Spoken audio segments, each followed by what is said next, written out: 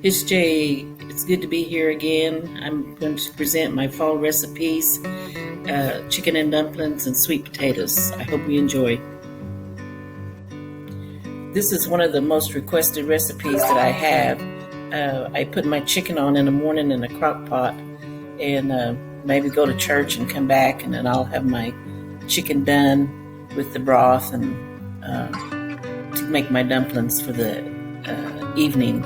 And it's real simple. Doesn't take very long, except just maybe waiting for the chicken to get done. And this is one of the most popular dishes that I have. Step one for my ingredients: I use a whole chicken with the skin.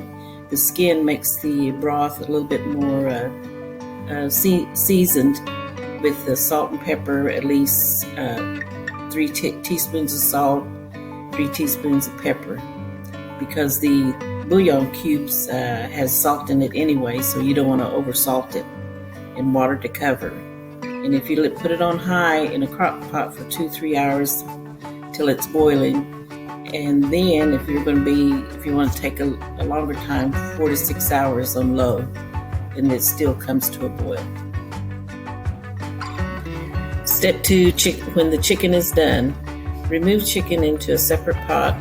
Put the chicken juice or the broth from the chicken into a large pot or roast pan. After that, you debone the chicken, remove any bones from the meat, and do not use the skin.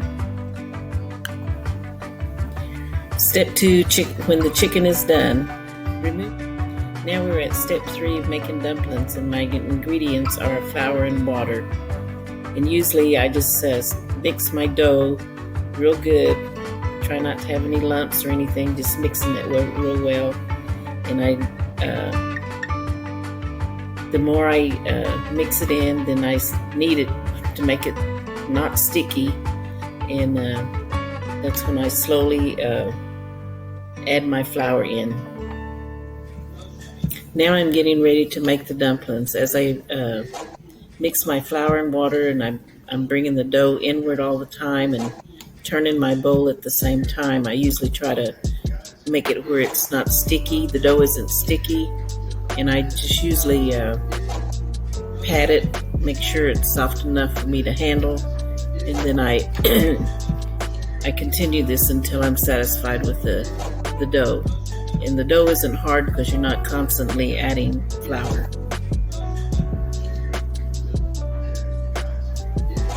Now I'm getting ready to make the dumplings. As I mix.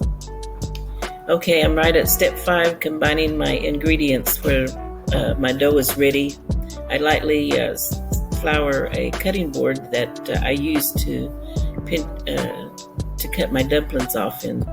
I usually have a good piece that I can roll out, but I stretch it as I go along, and then I'm kneading it at the same time with my fingertips.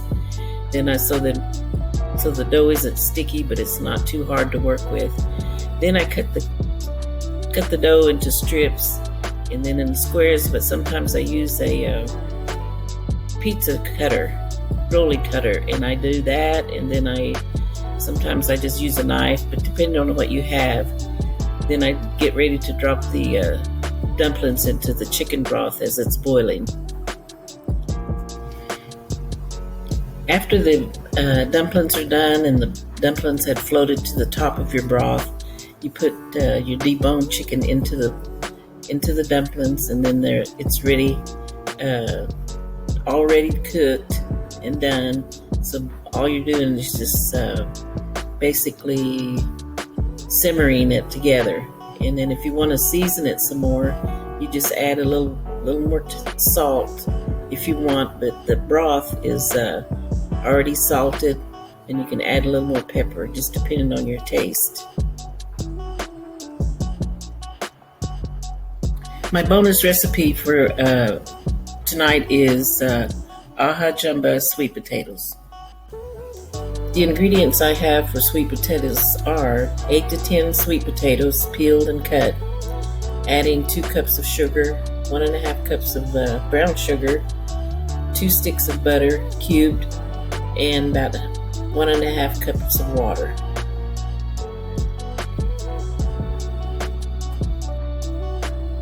After the potatoes are peeled and cut, I use a glass pan or a regular cake pan, 8 by 10. I add the sugar and the brown sugar evenly over the potatoes.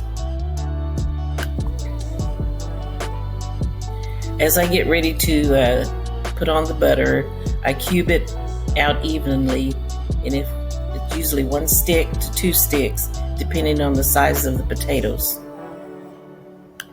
Add a cup of water. Do not cover the water over the potatoes. Then you place the foil on top of the potatoes. Add it to a preheated oven at 350 degrees, 2 to 3 hours, or until tender. As you're getting ready to check your potatoes, just use a fork or a knife to see how tender they are. After maybe 2.5 hours, that will show you that the potatoes are done. In Humboldt Stay with all my foods. Mado for watching the videos of my foods. I want to thank the Tulsa Zorro Library for connecting me with everybody out there, and thanking my daughter for doing all the filming for me.